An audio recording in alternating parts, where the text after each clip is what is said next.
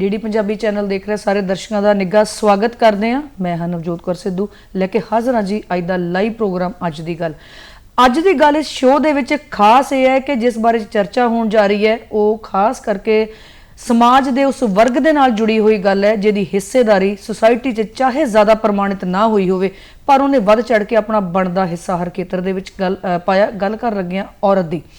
लोक सभा ते विधान सभा सभावां दे विच एक बिल पास किया जांदा जी। उस बिल नूं लैके गलबात हुंदी है ते उस तो बाद फाइनली उत्ते मोहर लग जांदी है कि यह बिल आ गया जिस 33% रिजर्वेशन जिहड़ी औरतां नूं मिलेगी और नारी शक्ति वंदन बिल इहदा नाम बनदा है। इस बिल की सब तो वड्डी गल कि यह बिल आने वाले समय दे विच औरतां दे लई एक क्रांतिकारी बदलाव के रूप च देखा जा रहा। की बिल है, किस तरह दीयां संभावनावां औरतां दे लई रहणगीआं, किस तरह के मौके खुलणगे ते किस तरह उड्डण दे लई नवीं परवाज़ औरतां नूं मिलेगी, इस सारे बारे चर्चा इस मंच तो करांगे। ते जिन्हां नाल चर्चा करांगे स्टूडियो साडे नाल हाज़र ने, तुहानूं मिलवाउंदे हां, स्वागत करदे हां। सब तो पहला डॉक्टर अजय सरीन जी का। डॉक्टर साहब बहुत बहुत स्वागत है जी। बहुत बहुत शुक्रिया मैम। डॉक्टर साहब प्रिंसीपल ने जी HMV कॉलेज जलंधर तो ते उन्हां दे बिल्कुल नाल बैठे ने जी मैडम मनजीत परमार जी जो कि पेशे वजों वकील ने। बहुत बहुत मनजीत जी स्वागत है। गलबात नूं अगे तोरांगे, चर्चा दे विच अगे चलांगे। उस तो पहला एक वीडियो क्लिप साडे मानयोग प्रधानमंत्री नरेंद्र मोदी होरां दी उन्हां जुड़ांगे जी। उस तो बाद मुड़ स्टूडियो च वापस आवांगे।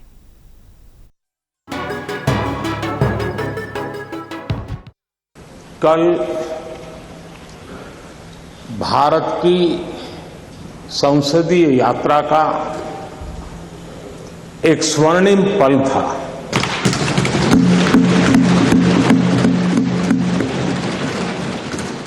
और इस स्वर्णिम पल के हकदार इस सदन के सभी सदस्य हैं,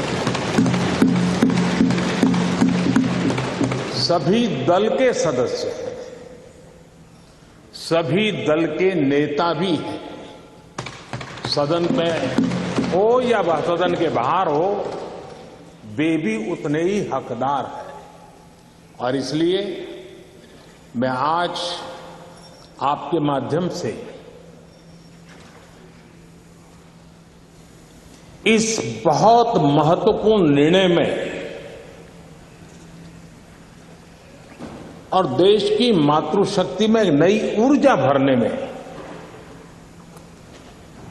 ये कल का निर्णय और आज राज्यसभा के बाद जब हम अंतिम पड़ाव भी पूरा कर लेंगे,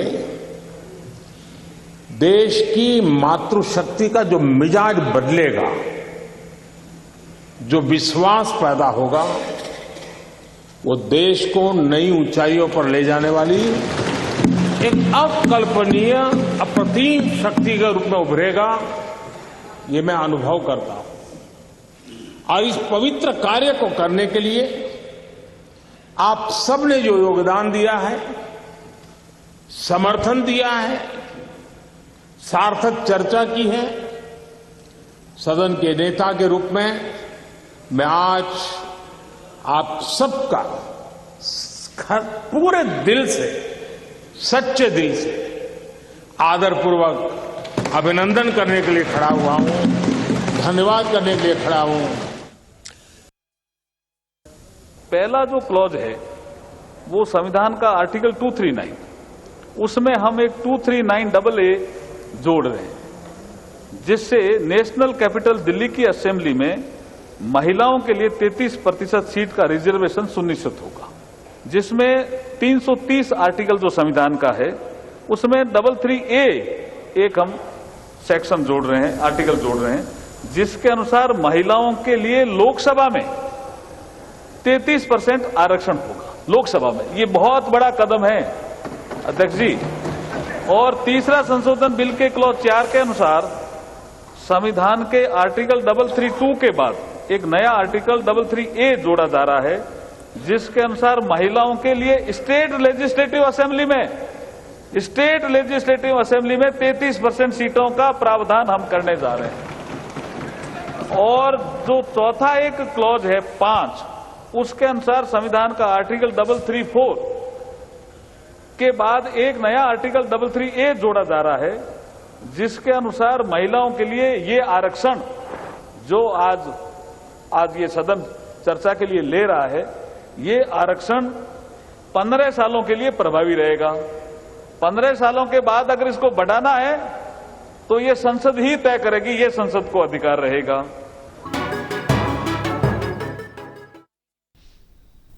ਪ੍ਰਧਾਨ ਮੰਤਰੀ ਨਰਿੰਦਰ ਮੋਦੀ ਜੀ ਅਤੇ ਅਰਜੁਨ ਮੇਘਵਾਲ ਉਹਨਾਂ ਨੂੰ ਤੁਸੀਂ ਸੁਣਿਆ, ਉਹਨਾਂ ਦੀ ਗੱਲਬਾਤ ਸੁਣੀ ਤੇ ਉਸ ਤੋਂ ਬਾਅਦ ਹੁਣ ਅਸੀਂ ਸਟੂਡੀਓ ਦੇ ਵਿੱਚ ਗੱਲਬਾਤ ਕਰਾਂਗੇ ਇਸ ਚਰਚਾ ਬਾਰੇ।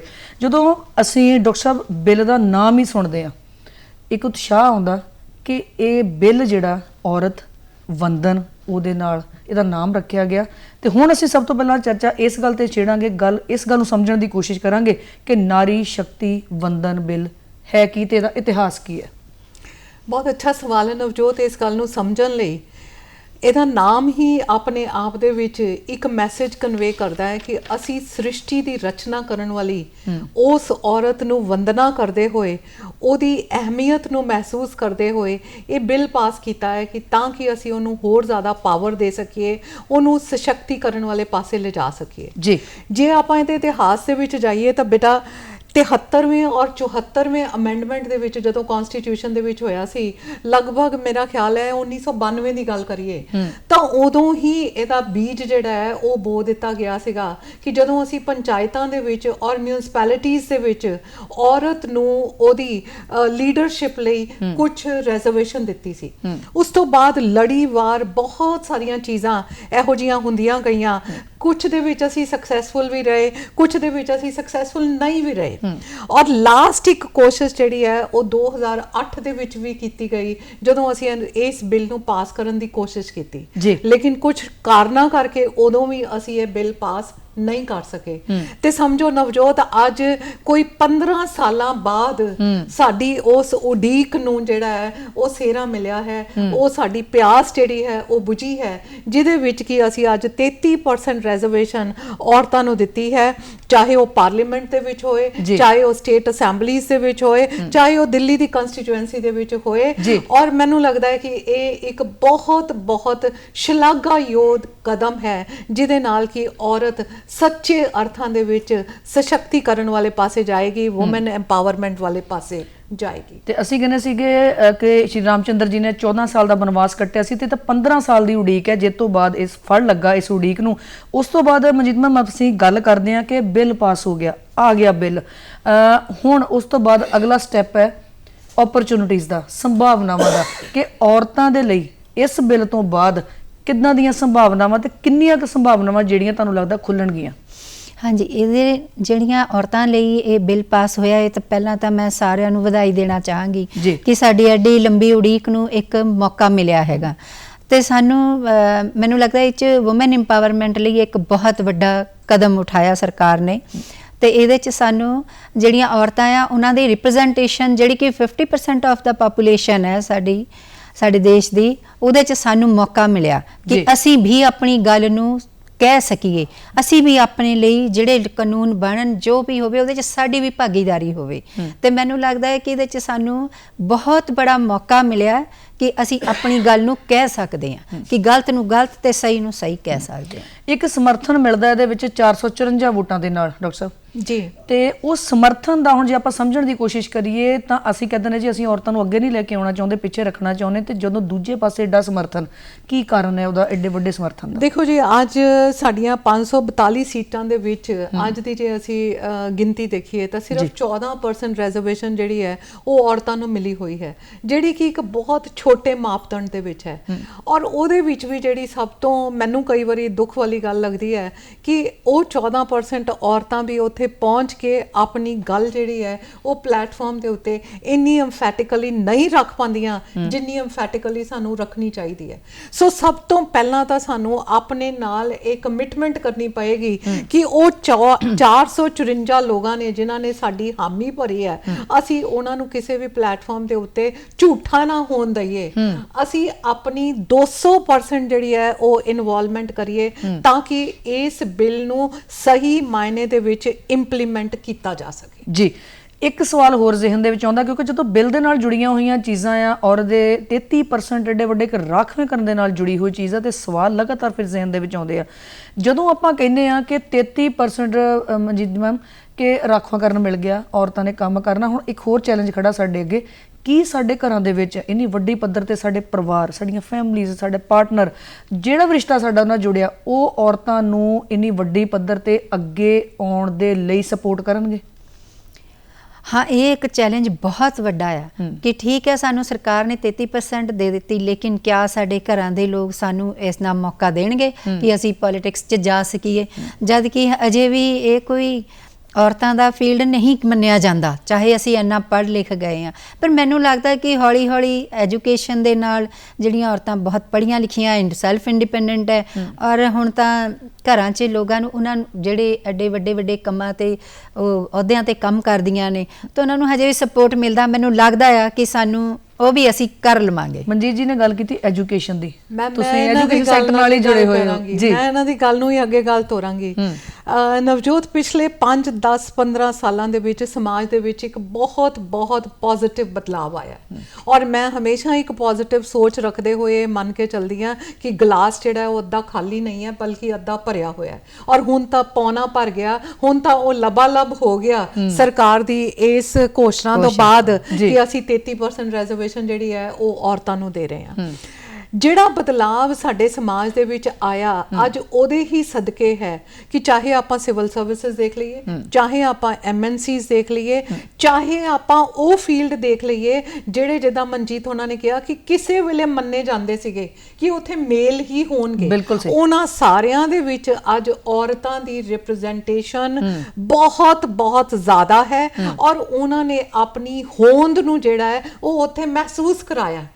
ਕੋਈ ਜ਼ਮਾਨਾ ਇਹੋ ਜਿਹਾ ਹੁੰਦਾ ਸੀਗਾ ਕਿ ਕਿਸੇ MNC ਦੇ ਵਿੱਚ ਜਦੋਂ ਕਿਸੇ ਔਰਤ ਨੇ ਕੋਈ ਪ੍ਰੈਜੈਂਟੇਸ਼ਨ ਦੇਣੀ ਹੁੰਦੀ ਸੀਗੀ ਤਾਂ ਉਹ ਝਿਜਕਦੀ ਸੀ, ਔਰ ਜਿਹੜੇ ਮੇਲ ਕਾਊਂਟਰ ਪਾਰਟਸ ਵੀ ਹੁੰਦੇ ਸੀ ਉਹਨਾਂ ਦੀ ਸੋਚ ਦੇ ਵਿੱਚ ਵੀ ਇਹ ਗੱਲ ਆਉਂਦੀ ਸੀ ਕਿ ਅਸੀਂ ਇੱਕ ਫੀਮੇਲ ਦੀ ਗੱਲ ਨੂੰ ਮੰਨਾਂਗੇ।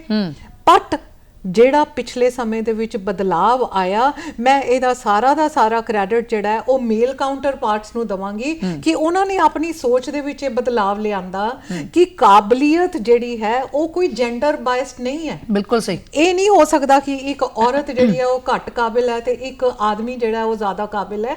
ਇਹ this is a matter of individual capacity. ਬਿਲਕੁਲ। ਇੱਕ ਔਰਤ, ਔਰ ਖਾਸ ਕਰਕੇ ਉਹ ਦੇਸ਼ ਜਿਹਦੀ ਰਾਸ਼ਟਰਪਤੀ ਇੱਕ ਔਰਤ ਹੋਏ, ਜਿੱਥੇ ਦੀ ਰਾਸ਼ਟਰਪਤੀ ਇੱਕ ਬਹੁਤ ਹੀ ਛੋਟੇ ਜਿਹੇ ਜਗ੍ਹਾ ਤੋਂ ਕਬੀਲੇ ਦੇ ਨਾਲ ਕੰਸਰਨ ਰੱਖਦੀ ਹੋਏ, ਜੇ ਉਹ ਪੂਰੇ ਦੇਸ਼ ਦੀ ਅਗਵਾਈ ਕਰ ਸਕਦੀ ਹੈ ਤਾਂ ਅਸੀਂ ਕਿਉਂ ਨਹੀਂ ਕਰ ਸਕਦੇ। ਬਿਲਕੁਲ ਸਹੀ, ਕਿਉਂਕਿ ਅਗਲੀ ਜ਼ਿੰਮੇਵਾਰੀ ਜਿਹੜੀ ਹੈ ਉਹ ਇੱਕ ਔਰਤ ਦੇ ਮੋਢੇ ਤੇ ਵੀ ਆ ਜਾਣੀ ਹੈ, ਕਿਉਂਕਿ ਜਦੋਂ ਤੁਸੀਂ ਸਮਾਜ ਦੇ ਵੱਖ-ਵੱਖ ਪਹਿਲੂਆਂ ਦੀ ਗੱਲ ਕੀਤੀ ਕਿ ਕੀ ਉਹ ਲੋਕ ਉਹਨਾਂ ਨੂੰ ਅੱਗੇ ਆਉਣ ਦੇਣਗੇ, ਉੱਥੇ ਮਨਜੀਤ ਜੀ ਸਭ ਤੋਂ ਵੱਡਾ ਇੱਕ ਹੋਰ ਸਵਾਲ ਆਉਂਦਾ ਕਿ ਹੁਣ ਔਰਤ ਤੇ ਵਿਸ਼ਵਾਸ ਜਤਾਇਆ ਗਿਆ। ਅਸੀਂ ਕਹਿੰਦੇ ਸਾਡੇ ਤੇ ਵਿਸ਼ਵਾਸ ਨਹੀਂ ਕਰਦਾ ਕੋਈ, ਹੁਣ ਤਾਂ ਜਤਾ ਦਿੱਤਾ ਗਿਆ। ਜਤਾਉਣ ਤੋਂ ਬਾਅਦ ਹੁਣ ਜਦੋਂ ਅਸੀਂ ਅੱਗੇ ਆਉਂਦੇ ਹਾਂ ਕਿ ਔਰਤ ਆਪਣੇ ਆਪ ਨੂੰ ਇਹ ਸਾਬਤ ਕਰਨ ਦੇ ਲਈ ਪ੍ਰੋਪਰ ਤਰੀਕੇ ਨਾਲ ਦਿਮਾਗੀ ਸਰੀਰਕ ਤੌਰ ਤੇ ਤਿਆਰ ਹੋਏਗੀ। ਹਾਂ, ਮੈਨੂੰ ਲੱਗਦਾ ਹੈ ਕਿ ਜਿੱਦਾਂ ਅੱਜ ਕੱਲ੍ਹ ਸਾਰੇ ਐਜੂਕੇਸ਼ਨ ਸਾਡੀ ਬਹੁਤ ਵਧੀਆ ਹੈ, ਔਰਤਾਂ 'ਚ ਅਸੀਂ ਐਜੂਕੇਟਿਡ ਹੈਗੀਆਂ, ਵੂਮਨ ਇੰਪਾਵਰਮੈਂਟ ਹੋਈ ਹੈ। ਮੈਨੂੰ ਲੱਗਦਾ ਹੈ ਕਿ ਅਸੀਂ ਸਭ ਕਰ ਸਕਾਂਗੇ ਜੇ ਸਾਨੂੰ 33% ਦੇ ਕੇ ਸਰਕਾਰ ਨੇ ਸਾਡੇ ਉੱਤੇ, ਸਾਡੀ ਪਾਰਲੀਮੈਂਟ ਨੇ ਸਾਡੇ ਉੱਤੇ ਵਿਸ਼ਵਾਸ ਜਤਾਇਆ ਤੇ ਅਸੀਂ ਬਿਲਕੁਲ ਕਰਕੇ ਦਿਖਾਵਾਂਗੇ। ਔਰ ਮੈਨੂੰ ਲੱਗਦਾ ਹੈ ਕਿ ਸਾਰੇ ਲੋਕ ਜਿੰਨੀਆਂ ਵੀ ਔਰਤਾਂ ਚੁਣ ਕੇ ਜਾਣਗੀਆਂ ਉਹ ਪਾਰਲੀਮੈਂਟ 'ਚ ਆਪਣੀ ਆਵਾਜ਼ ਰੱਖਣਗੀਆਂ ਔਰ ਉਹਨਾਂ ਦਾ ਵਿਸ਼ਵਾਸ ਦੇ ਉੱਤੇ ਪੂਰੀਆਂ ਉਤਰਨ ਜੀ। ਸੋ ਗੱਲਬਾਤ ਸਟੂਡੀਓ 'ਚ ਇਸੇ ਤਰ੍ਹਾਂ ਜਾਰੀ ਰਹੇਗੀ ਜੀ। ਹੁਣ ਸਮਾਂ ਜੀ ਥੋੜਾ ਜਿਹਾ ਉਹਨਾਂ ਰਿਐਕਸ਼ਨਸ ਨੂੰ, ਉਹਨਾਂ ਗੱਲਾਂ ਨੂੰ ਸੁਣਨ ਦਾ ਜਿਨ੍ਹਾਂ ਬਾਰੇ ਕੁਝ ਵੀਡੀਓ ਸਾਡੀ ਟੀਮ ਵੱਲੋਂ ਰਿਕਾਰਡ ਕੀਤੀਆਂ ਗਈਆਂ, ਉਧਰ ਵੱਧਦੇ ਹਾਂ ਤੇ ਵਾਪਸ ਆਉਂਦੇ ਹਾਂ ਜੀ।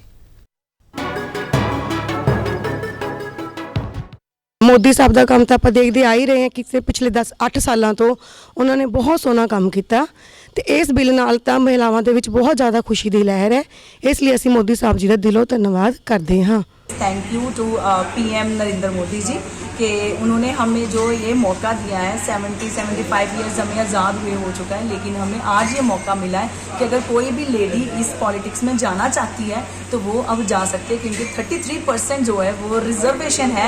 वैसे महिलाएं बहुत बढ़ चढ़ कर अपना काम कर रही हैं, समाज की सेवा कर रही हैं, वकील हैं, डॉक्टर हैं, फौज में हैं, लेकिन ये कानून पास होने के बाद में महिलाओं के मन में और भी उत्साह बढ़ चुका है और भी और महिलाएं राजनीति में भी अपना एक काम, मेरे ख्याल से महिलाएं ही हैं जो अपना अच्छा काम करने की क्षमता रखती हैं। ਅੱਜ ਅਸੀਂ ਬਹੁਤ ਖੁਸ਼ ਹਾਂ ਮੋਦੀ ਸਰਕਾਰ ਨੇ ਜਿਹੜਾ ਇਹ ਬਿੱਲ ਸਾਡੇ ਲਈ ਪਾਸ ਕੀਤਾ ਹੈ। ਮੈਂ ਨਾਰੀ ਵੰਦਨ ਬਿੱਲ ਮੋਦੀ ਸਰਕਾਰ ਦਾ ਬਹੁਤ ਬਹੁਤ ਧੰਨਵਾਦ। ਬਾਕੀ ਸਰਕਾਰਾਂ ਤੇ ਆਈਆਂ ਗਈਆਂ ਨਾਰੀਆਂ ਦੀ ਗੱਲ ਸਾਰੇ ਕਰਦੇ ਰਹੇ ਪਰ ਕੀਤਾ ਕਿਸੇ ਨੇ ਸਾਡੇ ਲਈ ਕੁਝ ਨਹੀਂ। ਔਰਤਾਂ ਨੂੰ ਅੱਜ ਉਹ ਹੱਕ ਮਿਲਿਆ ਕਿ ਜਿਹਦੇ ਵਿੱਚ ਉਹ ਕਾਨੂੰਨ ਘਾੜੀਆਂ ਬਣ ਗਈਆਂ। ਪਹਿਲਾਂ ਔਰਤਾਂ ਇੱਕ ਕਿਸਮਤ ਦੇ ਨਾਲ ਆਉਂਦੀਆਂ ਸੀ, ਹੁਣ ਉਹਨਾਂ ਦਾ ਹੱਕ ਬਣ ਗਿਆ ਕਿ ਉਹ 33% ਵਿੱਚ ਉਹਨਾਂ ਨੇ ਆਉਣਾ ਹੀ ਆਉਣਾ ਹੈ। ਸੋ ਮੈਨੂੰ ਲੱਗਦਾ ਕਿ ਆਉਣ ਵਾਲਾ ਟਾਈਮ ਜਿਹੜਾ ਹੈਗਾ ਬਹੁਤ ਵਧੀਆ ਹੋਏਗਾ ਸਾਡੇ ਦੇਸ਼ ਲਈ, ਜਿਹਦੇ ਵਿੱਚ ਇੱਕ ਔਰਤਾਂ ਜਿਹੜੇ ਕਿ ਬਹੁਤ ਵਧੀਆ ਘਰ ਪਰਿਵਾਰ ਨੂੰ ਸੰਭਾਲਣ ਵਾਲੀਆਂ ਹੈਗੀਆਂ। आने वाला टाइम जो है देश भी वधिया तरह संभालणगियां। मोदी जी के इस फैसले पर उनको धन्यवाद करती हूं कि उन्होंने महिलाओं के लिए 33% रिजर्वेशन का फैसला किया है। इससे पहले किसी भी सरकार ने यह फैसला नहीं किया था, लेकिन मोदी जी की सरकार की ओर से इस बिल को लाना यह बहुत बड़ा फैसला है। स्टूडियो 'ਚ ਇੱਕ ਵਾਰੀ ਫਿਰ ਤੋਂ ਸਵਾਗਤ ਕਰਦੇ ਹਾਂ ਜੀ। ਸੰਸਦ ਦੇ ਵਿੱਚ ਲਿਆਂਦੇ ਗਏ ਨਵੇਂ ਬਿੱਲ ਨੂੰ ਲੈ ਕੇ ਗੱਲਬਾਤ ਚੱਲ ਰਹੀ ਹੈ। ਡਾਕਟਰ ਅਜੇ ਸਰੀਨ ਤੇ ਮੈਡਮ ਮਨਜੀਤ ਮੇਰੇ ਨਾਲ ਨੇ, ਲਾਈਵ ਚਰਚਾ ਸਟੂਡੀਓ 'ਚ ਅਸੀਂ ਕਰ ਰਹੇ ਹਾਂ। ਡਾਕਟਰ ਸਾਹਿਬ ਇੱਕ ਹੋਰ ਸਵਾਲ ਆਉਂਦਾ ਜੀ, ਤੁਸੀਂ ਇੱਕ ਇੰਸਟੀਟਿਊਸ਼ਨ ਨਾਲ ਜੁੜੇ ਹੋ, ਇੱਕ ਸੰਸਥਾ ਦੇ ਨਾਲ ਜੁੜੇ ਹੋਏ ਹੋ। ਆਪਾਂ ਕੋਈ ਵੀ ਕੰਮ ਕਰਨਾ ਨਾ ਉਹਦੀ ਟ੍ਰੇਨਿੰਗ ਪਹਿਲਾਂ ਤੋਂ ਸ਼ੁਰੂ ਹੁੰਦੀ ਹੈ। ਇਹ ਤਾਂ ਨਹੀਂ ਪਹਿਲਾਂ ਦਿਨ ਹੀ ਅਸੀਂ ਸੈਨਿਕ ਨੂੰ ਬੰਦੂਕ ਫੜਾ ਦਿੰਦੇ ਕਿ ਚੱਲ ਜਾ ਮੈਦਾਨ ਦੇ ਵਿੱਚ, ਹੈ ਨਾ, ਪਹਿਲਾਂ ਉਹਦੀ ਟ੍ਰੇਨਿੰਗ ਹੈ। ਹੁਣ ਜਦੋਂ ਆਪਾਂ ਗੱਲ ਕਰਾਂਗੇ ਕਿ 33% ਰਾਖਵਾਂਕਰਨ ਮਿਲ ਗਿਆ, ਔਰਤਾਂ ਨੇ ਜਾ ਕੇ ਅੱਗੇ ਦੇਸ਼ ਨੂੰ ਵੀ ਚਲਾਉਣਾ ਆ, ਤੇ ਉਹਦੀ ਟ੍ਰੇਨਿੰਗ ਕਿੱਥੋਂ ਸ਼ੁਰੂ ਹੋਏਗੀ? ਉਹਦੀ ਟ੍ਰੇਨਿੰਗ ਜਿਹੜੀ ਹੈ ਮੈਨੂੰ ਤਾਂ ਲੱਗਦਾ ਹੈ ਕਿ ਕਾਲਜਾਂ ਤੋਂ ਵੀ ਪਹਿਲਾਂ, ਸਕੂਲਾਂ ਤੋਂ ਵੀ ਪਹਿਲਾਂ ਉਹਦੀ ਟ੍ਰੇਨਿੰਗ ਘਰ ਦੇ ਵਿੱਚ ਹੋ ਜਾਂਦੀ ਹੈ। ਜੋ ਚੀਜ਼, ਜੋ ਮਾਹੌਲ ਜਿਹੜਾ ਹੈ ਉਹ ਬੱਚਾ ਘਰ ਦੇ ਵਿੱਚ ਦੇਖੇਗਾ। ਜਦੋਂ ਇੱਕ ਬੱਚਾ ਜਿਹੜਾ ਹੈ ਉਹ ਇਹ ਦੇਖਦਾ ਹੈ ਕਿ ਘਰ ਦੇ ਵਿੱਚ ਮੇਰੀ ਮਾਂ ਦੀ ਸਲਾਹ ਨੂੰ ਪੂਰੀ ਦੀ ਪੂਰੀ ਤਵੱਜੋ ਦਿੱਤੀ ਜਾ ਰਹੀ ਹੈ, ਮੇਰੀ ਦਾਦੀ ਦੀ ਸਲਾਹ ਨੂੰ ਪੂਰੀ ਦੀ ਪੂਰੀ ਤਵੱਜੋ ਦਿੱਤੀ ਜਾ ਰਹੀ ਹੈ, ਤਾਂ ਉਸੇ ਵੇਲੇ ਉਸ ਬੱਚੇ ਦੇ ਅੰਦਰ ਇਹ ਕੌਨਫੀਡੈਂਸ ਪੈਦਾ ਹੋ ਜਾਂਦਾ ਹੈ ਕਿ ਚਾਹੇ ਮੈਂ ਲੜਕੀ ਹਾਂ ਚਾਹੇ ਮੈਂ ਲੜਕਾ ਹਾਂ, ਕੱਲ ਨੂੰ ਜੇ ਮੈਂ ਕੋਈ ਗੱਲ ਕਰਾਂਗੀ ਲੌਜੀਕਲੀ ਉਹ ਗੱਲ ਠੀਕ ਹੋਏਗੀ ਤਾਂ ਮੇਰੀ ਗੱਲ ਦੇ ਉੱਤੇ ਵੀ ਤਵੱਜੋ ਦਿੱਤੀ ਜਾਏਗੀ। ਸੋ ਇਹ ਬੀਜ ਉੱਥੋਂ ਪੈਣੇ ਸ਼ੁਰੂ ਹੋ ਗਏ। ਜਦੋਂ ਉਹ ਬੱਚਾ ਸਕੂਲ ਦੇ ਵਿੱਚ ਆਉਂਦਾ ਹੈ, ਜਦੋਂ ਅਸੀਂ ਉਹਦੀ ਗੱਲ ਕਰਦੇ ਹਾਂ ਕਿ ਲੜਕੇ ਲੜਕੀ में कोई फर्क नहीं है, ਸਾਨੂੰ ਸਿਰਫ ਇਹ ਕਹਿਣਾ ਨਹੀਂ ਪਏਗਾ, ਸਾਨੂੰ ਇਹ ਕਰਕੇ ਦਿਖਾਣਾ ਪਏਗਾ। ਉਹ ਕਰਕੇ ਦਿਖਾਣਾ ਕਿਵੇਂ ਹੋਏਗਾ ਕਿ ਛੋਟੇ ਛੋਟੇ ਤਿਉਹਾਰ, ਛੋਟੇ ਛੋਟੇ ਫੰਕਸ਼ਨਸ ਜੇ ਅਸੀਂ ਲੜਕੇ ਲਈ ਕਰ ਰਹੇ ਹਾਂ ਤਾਂ ਸਾਨੂੰ ਪਹਿਲਾਂ ਬੇਟੀ ਲਈ ਕਰਨੇ ਪੈਣਗੇ। ਕੋਈ ਨਵੀਂ ਚੀਜ਼ ਅਸੀਂ ਬੇਟੀ ਨੂੰ ਲੈ ਕੇ ਦੇਣੀ ਹੈ ਤੇ ਸਾਨੂੰ ਨਾਲ ਬੇਟੇ ਨੂੰ ਵੀ ਲੈ ਕੇ ਦੇਣੀ ਹੈ। ਸੋ ਇਸ ਤਰ੍ਹਾਂ ਦੀ ਛੋਟੀਆਂ ਛੋਟੀਆਂ ਚੀਜ਼ਾਂ ਜਦੋਂ ਕਾਲਜ ਤੱਕ ਪਹੁੰਚਦੀਆਂ ਨੇ, ਅਸੀਂ ਉਹਨਾਂ ਨੂੰ ਉੱਥੇ ਇੱਕ ਪਲੇਟਫਾਰਮ ਇਹੋ ਜਿਹਾ ਦਿੰਦੇ ਹਾਂ ਕਿ ਜਿੱਥੇ ਉਹ ਆਪਣੇ ਦਿਲ ਦੀ, ਆਪਣੇ ਦਿਮਾਗ ਦੀ ਗੱਲ ਨੂੰ ਜਿਹੜਾ ਹੈ ਉਹ ਪੇਸ਼ ਕਰ ਸਕਣ, ਲੌਜੀਕਲੀ ਅਸੀਂ ਉਹਨੂੰ ਐਨਾਲਾਈਜ਼ ਕਰ ਸਕੀਏ ਔਰ ਬੱਚਿਆਂ ਦੇ ਵਿੱਚ ਉਹ ਕੌਨਫੀਡੈਂਸ ਪੈਦਾ ਕਰ ਸਕੀਏ ਕਿ ਯੈਸ ਤੁਸੀਂ ਇੱਕ ਇੰਡੀਵਿਜੂਅਲ ਹੋ, ਤੁਹਾਨੂੰ ਹਰ ਤਰ੍ਹਾਂ ਦਾ ਰਾਈਟ ਹੈ ਜ਼ਿੰਦਗੀ ਜੀਣ ਦਾ, ਔਰ ਸਾਰਾ ਸਮਾਜ ਜਿਹੜਾ ਹੈ ਉਹ ਇੱਕ ਸਿਕਿਉਰ এনवायरमेंट ਦੇ ਨਾਤੇ ਤੁਹਾਡੇ ਸਾਹਮਣੇ ਖੁੱਲਾ ਪਿਆ। ਬਿਲਕੁਲ, ਕਿਉਂਕਿ ਜਦੋਂ ਉਥੋਂ ਟ੍ਰੇਨਿੰਗ ਉਹਨਾਂ ਦੀ ਸ਼ੁਰੂ ਹੋਏਗੀ, ਹੌਸਲਾ ਵਧੇਗਾ, ਜਜ਼ਬਾ ਆਏਗਾ। ਤੇ ਉਸ ਤੋਂ ਬਾਅਦ ਇੱਕ ਹੋਰ ਚੀਜ਼ ਮਨਜੀਤ ਜੀ ਉਹਦੇ ਵੱਲ ਆਉਣੇ ਆ। ਪਹਿਲਾਂ ਕਿ ਹੁਣ ਵੀ ਬਹੁਤ ਸਾਰੀਆਂ ਯੂਨੀਵਰਸਿਟੀਆਂ, ਕਾਲਜਸ ਦੇ ਵਿੱਚ ਇਲੈਕਸ਼ਨਸ ਹੁੰਦੇ ਸੀਗੇ, ਕਈਆਂ ਨੇ ਬੰਦ ਕਰ ਦਿੱਤੇ, ਕਈਆਂ 'ਚ ਹੋ ਰਿਹਾ। ਉਹਨਾਂ ਇਲੈਕਸ਼ਨਸ ਦੇ ਵਿੱਚ ਲੜਕੀਆਂ ਦੀ ਹਿੱਸੇਦਾਰੀ ਬਹੁਤ ਘੱਟ ਹੁੰਦੀ ਹੈ। ਹਾਂਜੀ, ਅਗਰ ਉਹਨਾਂ ਇਲੈਕਸ਼ਨਸ ਦੇ ਵਿੱਚ ਲੜਕੀਆਂ ਦੀ ਹਿੱਸੇਦਾਰੀ ਨੂੰ ਆਪਾਂ ਹੌਸਲਾ ਦਈਏ, ਹੱਲਾਸ਼ੇਰੀ ਦਈਏ, ਤਾਂ ਕੀ ਤੁਹਾਨੂੰ ਲੱਗਦਾ ਕਿ ਇਹ ਵੀ ਮਦਦਗਾਰ ਸਾਬਤ ਹੋ ਸਕਦੀ ਹੈ? ਬਿਲਕੁਲ, ਜੇ ਇਹਨਾਂ 'ਚ ਇਸ ਜਿਹੜੇ ਛੋਟੇ ਲੈਵਲ ਤੋਂ ਜੇ ਅਸੀਂ ਸ਼ੁਰੂ ਕਰਾਂਗੇ, ਉਹਦੇ 'ਚ ਬੱਚਿਆਂ 'ਚ, ਲੜਕੀਆਂ 'ਚ ਕੌਨਫੀਡੈਂਸ ਆਊਗਾ ਕਿ ਨਹੀਂ ਅਸੀਂ ਅੱਗੇ ਵੀ ਹੋਰ ਇਲੈਕਸ਼ਨ ਲੜ ਸਕਦੇ ਹਾਂ। ਉਹਨਾਂ ਨੂੰ ਨਾਲੇ ਇੱਕ ਐਡਮਿਨਿਸਟ੍ਰੇਟਿਵ ਦਾ ਵੀ ਪਤਾ ਚੱਲੂਗਾ ਕਿ ਅਸੀਂ ਉਹ ਵਰਕ ਕਿੱਦਾਂ ਚਲਾਉਣੇ, ਪ੍ਰਬੰਧ ਕਿੱਦਾਂ ਚਲਾਉਣੇ। ਮਨਜੀਤ ਉਹਨਾਂ ਦੀ ਗੱਲ ਨੂੰ ਮੈਂ ਅੱਗੇ ਤੋਰਦੇ ਹੋਏ ਗੱਲ ਕਰਦੀ ਹਾਂ ਕਿ ਅਸੀਂ ਕਾਲਜਸ ਦੇ ਵਿੱਚ ਸਟੂਡੈਂਟ ਕਾਉਂਸਲਸ ਬਣਾਉਂਦੇ ਹਾਂ, ਕਲਾਸ ਰਿਪਰੈਜ਼ੈਂਟੇਟਿਵਸ ਬਣਾਉਂਦੇ ਹਾਂ, ਮੋਨੀਟਰਸ ਬਣਾਉਂਦੇ ਹਾਂ, ਮੋਨੀਟਰਸ ਬਣਾਉਂਦੇ ਹਾਂ। ਬੇਸਿਕਲੀ ਇਹ ਟ੍ਰੇਨਿੰਗ ਕਿਸ ਚੀਜ਼ ਦੀ ਹੈ? ਇਹ ਟ੍ਰੇਨਿੰਗ ਜਿਹੜੀ ਹੈ ਲੀਡਰਸ਼ਿਪ ਕੁਆਲਿਟੀਜ਼ ਨੂੰ ਇਨਕਲਕੇਟ ਕਰਨ ਦੀ ਹੈ। ਇਹ ਉਹਨਾਂ ਨੂੰ ਪਲੇਟਫਾਰਮ ਦੇਣ ਦੀ ਹੈ। ਅਸੀਂ ਉਹਨਾਂ ਨੂੰ ਮੌਕਾ ਦਿੰਦੇ ਹਾਂ ਕਿ ਇੱਕ ਹੈਡ ਗਰਲ ਜੇ ਇਲੈਕਸ਼ਨ ਲਈ ਖੜੀ ਹੋ ਰਹੀ ਹੈ ਤਾਂ ਉਹ ਖੜੇ ਹੋ ਕੇ ਦੱਸੇ ਕਿ ਮੈਂ ਹੈਡ ਗਰਲ ਬਣਾਂਗੀ ਤਾਂ ਮੈਂ ਆ ਕਰਾਂਗੀ ਜੀ, ਮੈਂ ਪਲੇਸਮੈਂਟਸ ਕਰਾਵਾਂਗੀ, ਮੈਂ ਟ੍ਰੇਨਿੰਗਸ ਕਰਾਵਾਂਗੀ, ਮੈਂ ਇਸ ਤਰ੍ਹਾਂ ਕਰਾਂਗੀ। ਸੋ ਇਹ ਟ੍ਰੇਨਿੰਗ ਜਿਹੜੀ ਹੈ ਉਹਨਾਂ ਨੂੰ ਉਸੇ ਲੈਵਲ ਦੇ ਉੱਤੇ ਦਿੱਤੀ ਜਾਂਦੀ ਹੈ। ਉੱਥੇ ਉਹਨਾਂ ਦੀ ਦੇਖ ਰੇਖ ਕਰਨ ਲਈ ਟੀਚਰ ਸਾਹਿਬਾਨ ਹੁੰਦੇ ਨੇ, ਤਾਂ ਕਿ ਜੇ ਖੁਦਾ ਨਾ ਖਾਸਤਾ ਕੋਈ ਬੱਚਾ ਕਿਤੇ ਗਲਤ ਰਸਤੇ ਕੋਈ ਗਲਤ ਗੱਲ ਕਰ ਰਿਹਾ ਤੇ ਅਸੀਂ ਉਹਨੂੰ ਚੈੱਕ ਕਰ ਸਕੀਏ। ਇਹ ਬੈਰੀਕੇਡਸ ਨੇ, ਇਹ ਬੈਰੀਅਰਸ ਨੇ ਜਿਨ੍ਹਾਂ ਦੇ ਅੰਦਰ ਰਹਿ ਕੇ ਅਸੀਂ ਉਹਨਾਂ ਨੂੰ ਇੱਕ ਡਿਸਪਲਿਨਡ ਤਰੀਕੇ ਦੇ ਨਾਲ ਕਿਵੇਂ ਅੱਗੇ ਵਧਣਾ ਹੈ ਦਿਖਾਇਆ ਜਾਂਦਾ ਹੈ। ਮੈਂ ਮਨਜੀਤ ਜੀ ਦੀ ਗੱਲ ਦੇ ਨਾਲ 100% ਡਿਟੋ ਕਰਦੀ ਹਾਂ ਕਿ ਜੇ ਅਸੀਂ ਇਹ ਟ੍ਰੇਨਿੰਗ ਉਹਨਾਂ ਨੂੰ ਨੇਕ ਨੀਤੀ ਦੇ ਨਾਲ ਦਵਾਂਗੇ ਤਾਂ ਰਾਜਨੀਤੀ ਦੇ ਵਿੱਚ ਵੀ ਜਾ ਕੇ ਉਹਨਾਂ ਦੀ ਉਹ ਨੇਕ ਨੀਤੀ ਮਨਜੀਤ ਜੀ ਬਰਕਰਾਰ ਰਹੇਗੀ ਜੀ। ਔਰ ਅੱਜ ਸਾਡੇ ਦੇਸ਼ ਨੂੰ ਇਸੇ ਨੇਕ ਨੀਤੀ ਦੀ ਜਿਹੜੀ ਹੈ ਉਹ ਸਭ ਤੋਂ ਜ਼ਿਆਦਾ ਜ਼ਰੂਰਤ ਹੈ। ਔਰ ਮੈਨੂੰ ਇਸ ਗੱਲ ਦਾ ਬੜਾ ਮਾਣ ਹੈ ਕਿ ਅੱਜ MNCs ਦੇ ਵਿੱਚ ਜਾਂ ਜਿਹੜੇ ਅਹੁਦਿਆਂ ਦੇ ਵਿੱਚ ਜਾਂ ਰਾਜਨੀਤੀ ਦੇ ਵਿੱਚ ਜਿੱਥੇ ਲੇਡੀਜ਼ ਦੇ ਹੱਥ ਦੇ ਵਿੱਚ ਕਮਾਂਡ ਹੈ, ਉੱਥੇ ਮੇਰੇ ਮੇਲ ਕਾਊਂਟਰ ਪਾਰਟਸ ਮੈਨੂੰ ਇਸ ਗੱਲ ਨੂੰ ਕਹਿਣ ਤੋਂ ਮਾਫੀ ਦੇਣਗੇ ਕਿ ਉੱਥੇ ਉਹਨਾਂ ਦੀ ਪਰਫਾਰਮੈਂਸ ਜਿਹੜੀ ਹੈ ਉਹ ਫਾਰ ਬੈਟਰ ਹੈ। ਉੱਥੇ ਘੱਟ ਲੜਾਈ ਝਗੜੇ ਨੇ, ਉੱਥੇ ਘੱਟ ਕਰਪਸ਼ਨ ਹੈ ਔਰ ਉੱਥੇ ਚੀਜ਼ਾਂ ਜਿਹੜੀਆਂ ਉਹ ਜ਼ਿਆਦਾ ਸਮੂਥਲੀ ਚੱਲ ਰਹੀਆਂ ਜੀ। ਔਰ ਮੈਂ ਮੈਡਮ ਦੀ ਗੱਲ ਨੂੰ ਅੱਗੇ ਤੋਰਦੀ ਹਾਂ ਮਨਜੀਤ ਜੀ ਕਿ ਜੇ ਆਪਾਂ ਨੂੰ ਨਹੀਂ ਲੱਗਦਾ ਕਿ ਅਗਰ ਕੋਈ ਵੀ ਫੀਲਡ ਹੈ, ਆਪਾਂ ਗੱਲ ਕਰ ਲਈਏ ਕਿਸੇ ਫੀਲਡ ਨੂੰ ਚੱਕ ਲਈਏ, ਆਪਾਂ ਮਿਹਨਤ ਦੀ ਗੱਲ ਕਰ ਲਈਏ, ਕਮਿਟਮੈਂਟ ਦੀ ਗੱਲ ਕਰ ਲਈਏ, ਉੱਥੇ ਉਸ ਚੀਜ਼ ਨੂੰ ਜਜ਼ਬੇ ਨੂੰ ਜਨੂਨ ਨੂੰ ਲੈ ਕੇ ਗੱਲ ਕਰ ਲਈਏ, ਹਰ ਫੀਲਡ ਦੇ ਵਿੱਚ ਲੜਕੀਆਂ ਨੇ ਆਪਣੇ ਆਪ ਨੂੰ ਪ੍ਰੂਵ ਕਰ ਦਿੱਤਾ। ਹੁਣ ਜੇ ਰਾਜਨੀਤੀ ਦੇ ਵਿੱਚ ਅਸੀਂ ਉਹਨਾਂ ਨੂੰ ਸਪੋਰਟ ਕਰਾਂਗੇ, ਉਹਨਾਂ ਤੇ ਵਿਸ਼ਵਾਸ ਕਰਾਂਗੇ, ਰਬੜ ਸਟੈਂਪ ਨਹੀਂ ਬਣਾਵਾਂਗੇ, ਤੇ ਤੁਹਾਨੂੰ ਲੱਗਦਾ ਨਾ ਕਿ ਇਹ ਚੀਜ਼ਾਂ ਉਹਨਾਂ ਦੇ ਲਈ ਵਰਦਾਨ ਸਾਬਤ ਹੋਣਗੇ, ਸਾਡੇ ਦੇਸ਼ ਲਈ ਖਾਸ ਕਰਕੇ। ਯੈਸ, ਬਿਲਕੁਲ। ਜਿਸ ਤਰ੍ਹਾਂ ਕਿ ਆਪਾਂ ਦੇਖਦੇ ਹਾਂ ਕਿ ਸਾਡੇ ਪਾਰਲੀਮੈਂਟ 'ਚ ਹੁਣ ਸਾਡੇ ਜਿਹੜੇ ਨਿਰਮਲਾ ਸੀਤਾਰਮਣ ਹੈ, ਉਹ ਸਾਡੇ ਫਾਈਨਾਂਸ ਮਿਨਿਸਟਰ ਹੈ, ਉਹ ਬਜਟ ਪੇਸ਼ ਕਰਦੇ ਆ। ਮੈਨੂੰ ਲੱਗਦਾ ਹੈ ਕਿ ਔਰਤਾਂ ਜਿਹੜੀਆਂ ਉਹ ਬਿਹਤਰ ਕਰਕੇ ਦਿਖਾ ਸਕਦੀਆਂ ਉਹ, ਕਿਉਂਕਿ ਆਪਣਾ ਪੂਰਾ 100% ਲਗਾਨੀਆਂ, ਪੂਰਾ ਦਿਨ ਰਾਤ ਇੱਕ ਲਗਾ ਕੇ ਉਹ ਆਪਣੇ ਆਪ ਨੂੰ ਪ੍ਰੂਵ ਕੀਤਾ ਆ ਕਈ ਫੀਲਡਸ 'ਚ, ਤਾਂ ਇਹਦੇ 'ਚ ਵੀ ਕਰ ਲੈਣਗੀਆਂ ਜੀ। ਬਸ ਸਾਨੂੰ ਵੀ ਉਹਨਾਂ ਤੇ ਵਿਸ਼ਵਾਸ ਰੱਖਣਾ ਪਊਗਾ ਕਿ ਜਿਹੜੇ ਸਾਡੇ ਲੀਡਰ ਖੜੇ ਆ, ਜਿਹੜੇ ਵੀ ਅਸੀਂ ਆਪਣੇ ਰਿਪਰੈਜ਼ੈਂਟੇਟਿਵ ਹੈਗੇ, ਅਸੀਂ ਉਹਨਾਂ ਨੂੰ ਵੋਟ ਪਾਈ ਹੈ, ਇਹ ਕਰ ਸਕੂਗੇ। ਰਬੜ ਸਟੈਂਪ ਦੀ ਇੱਕ ਮੈਂ ਗੱਲ ਅੱਗੇ ਛੂਈ ਹੈ ਕਿ ਆਪਾਂ ਪਿੰਡ ਦੇ ਵਿੱਚ ਸਰਪੰਚ ਦੀ ਵੀ ਆਪਾਂ ਗੱਲ ਕਰਦੇ ਹਾਂ, ਜਦੋਂ ਉਹਨਾਂ ਨੂੰ ਮੌਕਾ ਮਿਲਦਾ ਕਿਤੇ, ਤੇ ਜਦੋਂ ਫੈਸਲਾ ਉੱਥੇ ਲੈਣ ਦੀ ਵਾਰੀ ਆਉਂਦੀ ਹੈ ਤੇ ਅਸੀਂ ਉਹਨੂੰ ਕਹਿ ਦਿੰਦੇ ਹਾਂ ਤੈਨੂੰ ਬਹੁਤਾ ਨਹੀਂ ਪਤਾ, ਤੂੰ ਸਾਈਡ ਤੇ ਹੋ ਜਾ। ਹੁਣ ਜਦੋਂ ਜ਼ਿੰਮੇਵਾਰੀ ਵਧਣੀ ਹੈ, ਕੀ ਤੁਹਾਨੂੰ ਲੱਗਦਾ ਕਿ ਅਸੀਂ ਸਾਡੇ ਪਰਿਵਾਰਾਂ ਨੂੰ ਵੀ ਇਹ 'ਤੇ ਥੋੜ੍ਹਾ ਜਿਹਾ ਸੋਚਣਾ ਪਏਗਾ ਕਿ ਮੈਂ ਇਹਦੀ ਉਡਾਰੀ ਖੁੱਲ੍ਹ ਕੇ ਇਹਨੂੰ ਭਰਨ ਦੇਵਾਂ, ਇਹਨੂੰ ਉਹਦੇ ਫੈਸਲੇ ਲੈਣ ਦੇਵਾਂ, ਤਾਂ ਕਿ ਦੇਸ਼ ਦੇ ਲਈ ਇਹ ਭਲੇ ਦੇ ਲਈ ਕੰਟਰੀਬਿਊਟ ਕਰ ਸਕੇ? ਬਿਲਕੁਲ ਮੈਮ, ਇਹ ਤਾਂ ਹੈ ਹੀ ਹੈ। ਜਦੋਂ ਅਸੀਂ ਕਿਸੇ ਦੇ ਉੱਤੇ ਵਿਸ਼ਵਾਸ ਕਰਾਂਗੇ ਤਾਂ ਹੀ ਉਹ ਅਗਲਾ ਬੰਦਾ ਜਿਹੜਾ ਉਡਾਰੀ ਲੈ ਸਕੇਗਾ, ਤੇ ਜੇ ਅਸੀਂ ਉਹਨੂੰ ਪਿੱਛੋਂ ਖਿੱਚੀ ਜਾਵਾਂਗੇ ਤੇ ਉਹ ਉਡਾਰੀ ਨਹੀਂ ਲਏਗਾ, ਰਾਦਰ ਉਹ ਆਉਂਦੇ ਮੂੰਹ ਗਿਰੇਗਾ। ਸੋ ਇਹ ਸਾਡੀ ਅੱਜ ਰਿਸਪੌਂਸਿਬਿਲਿਟੀ ਬਣ ਜਾਂਦੀ ਹੈ ਕਿ ਜਿਹੜੇ ਅਹੁਦੇ ਦੇ ਉੱਤੇ ਵੀ ਅਸੀਂ ਕੰਮ ਕਰ ਰਹੇ ਹਾਂ, ਅਸੀਂ ਉੱਥੇ ਆਪਣੀ 100% ਦਈਏ। ਮਨਜੀਤ ਉਹਨਾਂ ਨੇ ਬਹੁਤ ਵਧੀਆ ਗੱਲ ਕਹੀ ਹੈ ਕਿ ਜਿਹੜੀ ਪੈਸ਼ਨ ਜਿਹੜੀ ਹੈ, ਜਿਹੜੀ ਮਲਟੀਟਾਸਕਿੰਗ ਇੱਕ ਔਰਤ ਕਰ ਸਕਦੀ ਹੈ, ਚਾਹੇ ਉਹ ਇੱਕ ਐਡਮਿਨਿਸਟ੍ਰੇਟਰ ਦੇ ਤੌਰ ਤੇ, ਚਾਹੇ ਉਹ ਇੱਕ ਮੈਨੇਜਰ ਦੇ ਤੌਰ ਤੇ, ਚਾਹੇ ਉਹ ਘਰ ਦੇ ਫਾਈਨਾਂਸ, ਚਾਹੇ ਉਹ ਦੇਸ਼ ਦੇ ਫਾਈਨਾਂਸ, ਹੈ ਨਾ, ਉਹ ਜਿੰਨੇ ਬਿਹਤਰ ਤਰੀਕੇ ਦੇ ਨਾਲ ਉਹ ਕਰ ਸਕਦੀ ਹੈ, ਮੈਨੇਜ ਕਰ ਸਕਦੀ ਹੈ। ਮੈਨੂੰ ਲੱਗਦਾ ਹੈ ਕਿ ਉਹ ਹੋਰ ਉਸ ਤੋਂ ਬਿਹਤਰ ਕੋਈ ਨਹੀਂ ਕਰ ਸਕਦਾ। ਇੱਕ ਘਰ ਦੇ ਵਿੱਚ ਜਦੋਂ ਵੀ ਕੋਈ ਸਮੱਸਿਆ ਆਉਂਦੀ ਹੈ ਮੈਮ, ਅਲਟੀਮੇਟਲੀ ਉਹ ਕਿਹਦੇ ਕੋਲ ਆਉਂਦੀ ਹੈ? ਉਹ ਲੇਡੀ ਦੇ ਕੋਲ ਹੀ। ਜੀ ਬਿਲਕੁਲ, ਕਿਉਂਕਿ ਉਹਦਾ ਹੱਲ ਉਹਦੇ ਕੋਲ ਹੀ।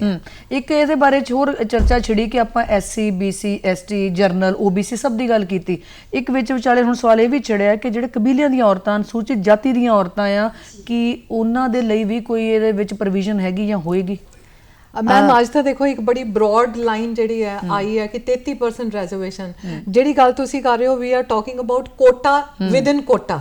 ਸੋ ਹਜੇ ਪਹਿਲਾਂ ਅੱਜ ਆਪਾਂ 33% ਦਾ ਤਾਂ ਜਸ਼ਨ ਮਨਾਈਏ, ਔਰ ਆਉਣ ਵਾਲੇ ਟਾਈਮ ਦੇ ਵਿੱਚ ਅਸੀਂ ਦੇਖਾਂਗੇ ਕਿ ਉਹਨਾਂ ਕਬੀਲਿਆਂ ਦੇ ਵਿੱਚੋਂ ਕਿੰਨੀਆਂ ਸਾਡੀਆਂ ਭੈਣਾਂ ਜਿਹੜੀਆਂ ਉਹ ਇਸ ਮੌਕੇ ਤੇ ਫਾਇਦਾ ਉਠਾਉਂਦੀਆਂ ਨੇ, ਜਾਂ ਸ਼ਾਇਦ ਉਹਨਾਂ ਨੂੰ ਸਾਡੇ ਲੋਕਾਂ ਵੱਲ ਦੇਖ ਕਰ, ਰੂਰਲ ਔਰਤਾਂ ਨੂੰ ਜਾਂ ਕਬੀਲੇ ਵਾਲੀਆਂ ਔਰਤਾਂ ਨੂੰ, ਸਾਡੀਆਂ ਭੈਣਾਂ ਨੂੰ ਦੇਖ ਕੇ ਸ਼ਾਇਦ 1-2 ਸਾਲ ਹੋਰ ਲੱਗ ਜਾਣ ਉਸ ਲੈਵਲ ਤੱਕ ਆਉਣ ਲਈ।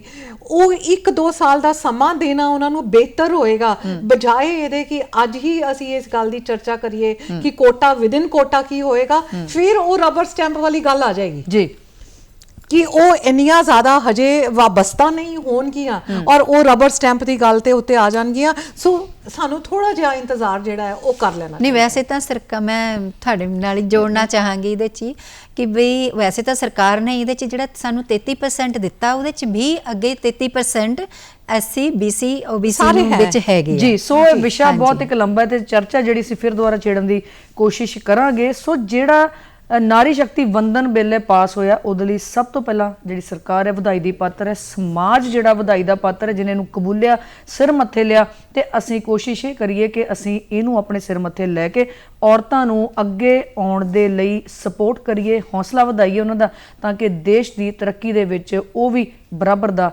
ਹਿੱਸਾ ਪਾ ਸਕਣ। ਡਾਕਟਰ ਸਾਹਿਬ ਮਨਜੀਤ ਜੀ, ਅੱਜ ਸਟੂਡੀਓ ਦੇ ਵਿੱਚ ਆ ਕੇ ਇਸ ਖਾਸ ਵਿਸ਼ੇ ਦੇ ਉੱਤੇ ਆਪਣੇ ਵਿਚਾਰ ਰੱਖਣ ਦੇ ਲਈ ਤੁਹਾਡਾ ਬਹੁਤ ਬਹੁਤ ਸ਼ੁਕਰੀਆ। ਸਾਡੇ ਦਰਸ਼ਕਾਂ ਦਾ ਵੀ ਬਹੁਤ ਬਹੁਤ ਸ਼ੁਕਰੀਆ।